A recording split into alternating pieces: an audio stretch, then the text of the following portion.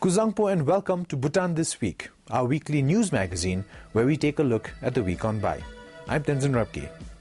Our top stories this week. His Majesty the King and Her Majesty the Gyaltsen graced the Silver Jubilee celebration of the Chuka hydropower plant on Wednesday. After a night's halt at Tinlegam, His Holiness the Jekhempo arrived at the Puna Dewe Chenpe Phodang in Punakha on Monday. And the RCSC's first HR audit report shows several lapses in human resource management in the 6 audited government bodies.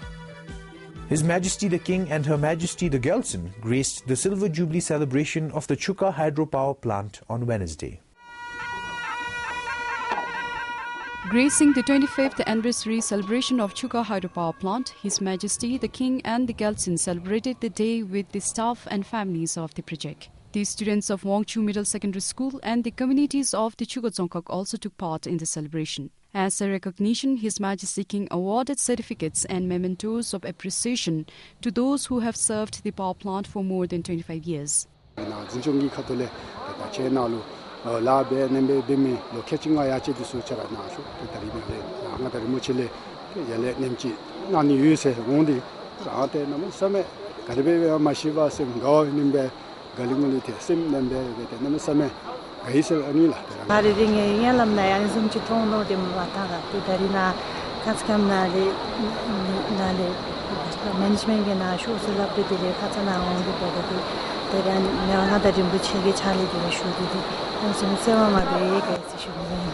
think for us, and I feel very, very happy that we were able to have His Majesty and the Gyaltsen with us to celebrate with all the people, of course, who are associated with the project. His Majesty also launched a book titled 25 Years of Learning, dedicated to all the men and women who have contributed to the growth and success of the hydropower sector. As part of the program, His Majesty gave Tokha to the people gathered at the celebration. Lenchin Sringtopke and other dignitaries were also present at the celebration. The Chuka hydropower plant was commissioned in 1988. Ever since its inception, the project has brought immense benefit to the socio-economic development of the country. Pemasuki for BBS News. Democracy is a system to foster public reasoning and a means to human development. This was the message conveyed by Dr. Shashi Tharoor at the Friday Forum. Friday Forum is a program initiated by the Royal Institute for Governance and Strategic Studies in Pencilling. The talk was graced by His Majesty the King and the Gyaltsen. During the lecture on democracy and development, Dr. Tharoor said democracy is a response to the population and a means to reach out to the lowest section of society. Democracy, he said, creates an open discourse between the people so that their voices are heard and priorities noted. Democracies allow disagreements to be openly expressed. But the process of free and fair public discussion and contestation gives people the power to be stakeholders in combating social issues of a local nature without the state suppressing them or coercing an outcome. Such constructive processes, which play a crucial role in developing the character of a democratic people, are unlikely to occur in an undemocratic state. He said democracy and development is an intertwined concept. So with democracy, human development flourishes. Democracy is also a necessity to allow people to become creative in pursuing their goals. Democracy fosters an environment of openness, giving opportunities to people to take risks. It permits citizens access to information, assures them the right to express themselves freely without fear of repercussions. The ability to think and debate freely without censorship frees the imagination, leading to innovative practices which are the cornerstone of development. Commenting on the advent of democracy in Bhutan, despite the challenges, Bhutan boarded well on her journey to this transition. I don't know if I'm stepping on political ground, but I've heard that Bhutan is now considering a Right to Information Act. Having seen the difference that this tool has made in India, I have no doubt that it will make democracy and its institutions in Bhutan accountable and transparent in a most wonderful way. Bhutan has also laid emphasis on the education of the people's representatives, requiring graduates, I find that remarkable, barring a party from fielding candidates during the general elections this year on those grounds. So you have managed your democratic transition according to ground rules that you all agree with. Friday Forum is a weekly program initiated by the Institute where various speakers come to talk about various relevant issues. Compiled for Sonam Wangdi, Tenzin Rabke, BBS News. After a customary night halt at Tilegang, His Holiness the Jekempo arrived at the Puna Dewi Chenpe Podrang in Punakha on Monday.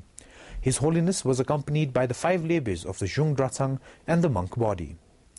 Thousands of devotees had lined up along the road from Kuruthang till Punakha to receive blessings from His Holiness. Upon arrival in Punakha, His Holiness and the entourage were received by the Gups and the sector head officials from Punakha Zongkak. Later, His Holiness was escorted in a Chibdral procession from Punakha Bazam. The monk body entered the Puna Dewi Chenpe Podrang in a grand Chibdral procession. His Holiness the Jekempo and the monk body will spend the next 6 months in Punakha and move back to Thimphu on the first day of the 4th Bhutanese month. This tradition was introduced by Shabdrung Ngawang Namgyal in the 17th century. In February this year, the Royal Civil Service Commission audited 6 government agencies. They were the Ministries of Economic Affairs and Home and Cultural Affairs, the National Statistics Bureau, the Zongkak administrations of Paro and Tongsa, and the GNH Commission. The findings of the first HR audit were presented at a conference.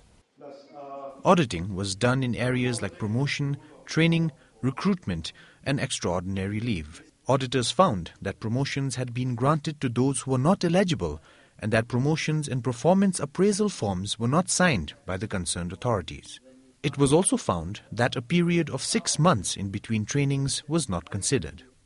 In terms of recruitment, the HR audit report shows that vacancies were announced without approval from the respective human resource committees and discrepancies were noticed in interview scores. The report also shows that LTC and annual increments were granted to civil servants who were on extraordinary leave. There were even cases where extraordinary leave was granted to those who were not entitled to such leave. The RCSC will carry out HR auditing in various government offices in the future to improve the system of governance. The Royal Civil Service Commission began its HR audit services last year. Compiled for Pemalhadan, Tenzin Rabke, BBS News. The Japanese Overseas Cooperation Volunteers under the Japan International Cooperation Agency in Bhutan celebrated their 25th anniversary at the Clock Tower Square in Thimphu on Monday. About 30 former volunteers were also present at the anniversary celebration. In the last 25 years, the agency has served the country in various aspects of development like architecture, civil engineering, physical education, IT, and other socio-economic development. Ever since the first young volunteer arrived in 1988, over 370 volunteers were sent to the country, along with over 100 senior volunteers.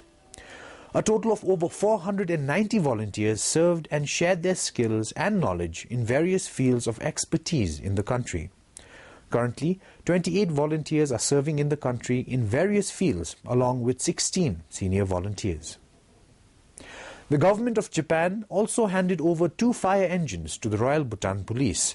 It was handed over by the first secretary of the Embassy of Japan in Delhi to the Chief of Police, Brigadier Kipchu Namgyal.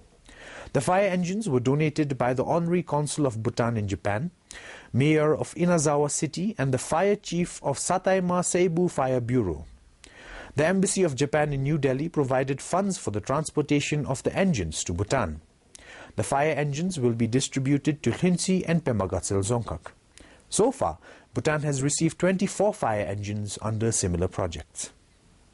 This year, the Bhutanese government has requested for 2 KR grant to fulfill the government's pledge of at least 1 power tiller for every village in the country. The Vice President of JICA, Toshiyuki Kuroyanagi, said that JICA and the Japanese Foreign Affairs Ministry would like to contribute to support the pledge. The Japanese government has recently agreed to provide 1,450 power tillers to Bhutan under the 2 KR grant.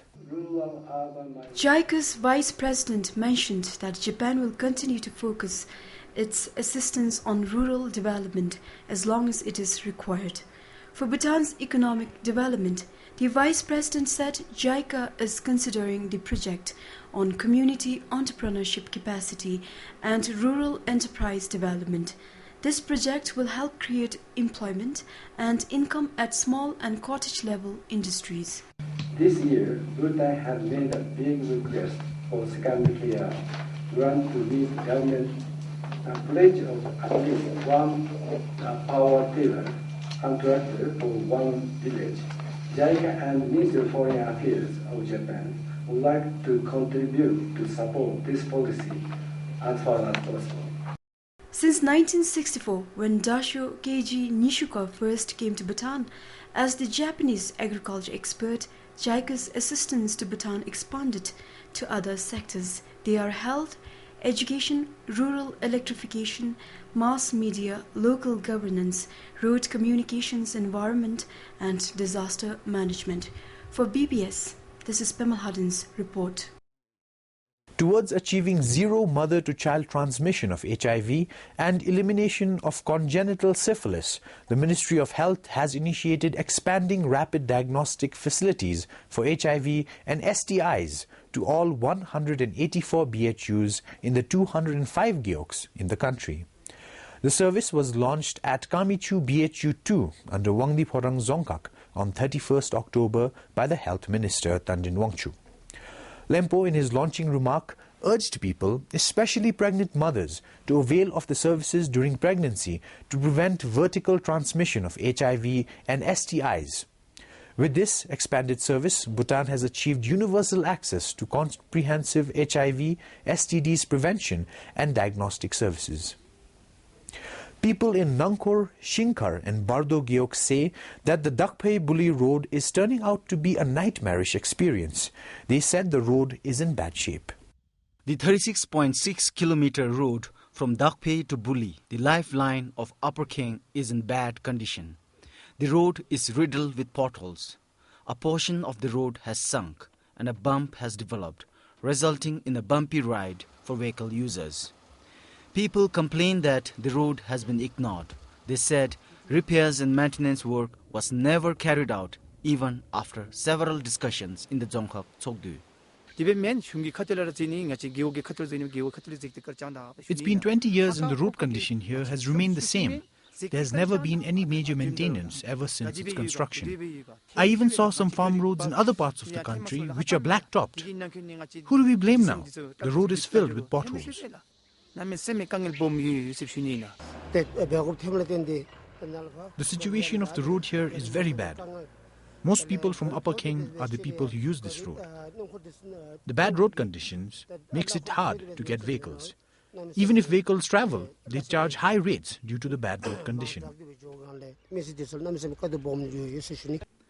People say since the road is riddled with potholes, it is very difficult to navigate through the potholes.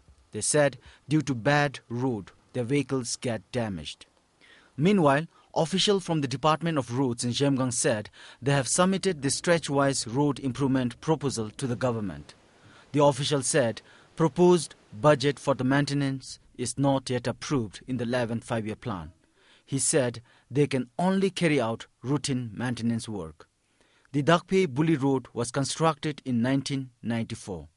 Compiled for Pema Samrup, Sonam Rinchen for BBS News. Gasa's park ranger apprehended 2 poachers last week after the park office was alerted by sources in Laya. The duo was caught at 9 p.m. They had killed 2 musk deers and a monal pheasant. They will be fined 60,000 yultrum each for encroaching into protected area. They will also have to pay another 30,000 yultrum each for the musk deer and 5,000 each for the monal pheasant. The poachers aged 17 and 28 are from Belangra in Wangdi Phorang. The older man was formerly in the army and the teenager is a farmer. Well, that's all we have for you in this week's edition of Bhutan This Week. Join us next week at the same time. Until then, from the Bhutan This Week team, this is Tenzin Rabgi saying bye-bye and have a great weekend.